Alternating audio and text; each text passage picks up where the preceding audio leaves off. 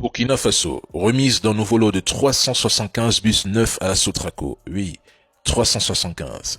Petit rappel, en août 2025, au même siège de la Sotraco, 155 bus neufs avaient déjà été livrés. Total, 530 bus neufs et modernes en quelques mois. Quand c'est bon, il faut aussi savoir le dire. Pourquoi attendre que tout aille mal pour en parler? Faisons une comparaison honnête. Dans beaucoup de pays africains, sans crise sécuritaire, les flottes publiques de bus modernes sont rares et limitées. Souvent quelques dizaines, parfois une centaine de véhicules au maximum par grande ville quand un opérateur public structuré existe. Le transport urbain dans ces pays repose surtout sur l'informel, minibus, taxibus, clando, moto, etc. Peu de capitales africaines disposent d'un opérateur public dominant avec une flotte récente et conséquente. Ailleurs, le secteur est fragmenté ou largement privatisé. Au Burkina, il s'agit tout simplement de la plus grande expansion de flotte de l'histoire de la Sotraco après des années de quasi-stagnation, à peine 15 bus Scania ajoutés plus tôt en 2025. Le message est clair. Avec une priorité politique assumée et un financement mobilisé rapidement, un secteur peut être transformé en un temps record. Et c'est ce qu'il fait depuis qu'il est au pouvoir, le capitaine Ibrahim Traoré. Il fait ce qu'il dit et il dit ce qu'il fait. C'est un signal fort. Souveraineté, investissements sociaux directs, partenariat intelligent. IB l'avait dit, 2026, ça ira vite. Il aura un bilan à présenter fin décembre 2026 et ce bilan sera positif. Les anciens présidents ont fait reculer ce pays de près de 200 ans. La corruption et le vol étaient devenus si confortables que lorsque les choses commencent enfin à changer et qu'il n'est plus possible de profiter du système, certains se transforment en ennemis du système, non pas par amour du peuple, non.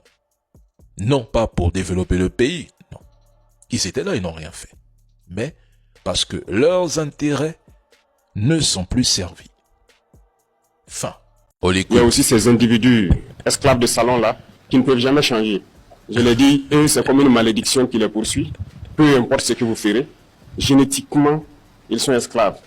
Congénitalement ils sont aliénés. Ils ne peuvent que suivre ce que les impérialistes disent. Montrez-leur le soleil en plein jour, ils vous diront qu'il fait nuit.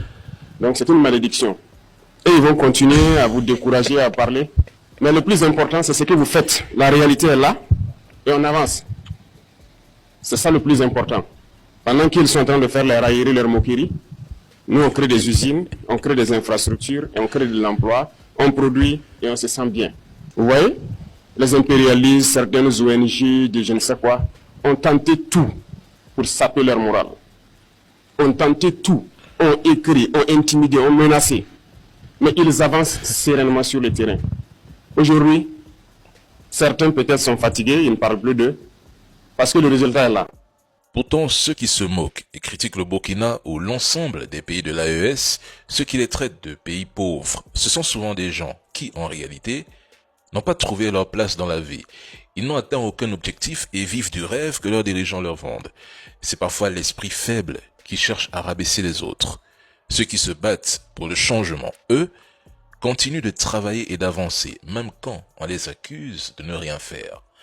Entre 2023 et 2024, on nous noyait la piste avec des commentaires du genre « Les terreaux ont envahi telle base militaire au Burkina ou au Mali, ils ont pris telle ville, Ouagadougou va tomber, c'est terminé, Bamako est asphyxié. » Mais aujourd'hui, question, où en sont les prédictions? Réponse rapide, nulle part.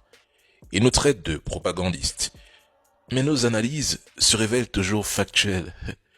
Le silence est d'or, mesdames et messieurs, travaillez, c'est tout. Ils ont tout tenté contre l'AES, mais rien n'a fonctionné. Absolument rien.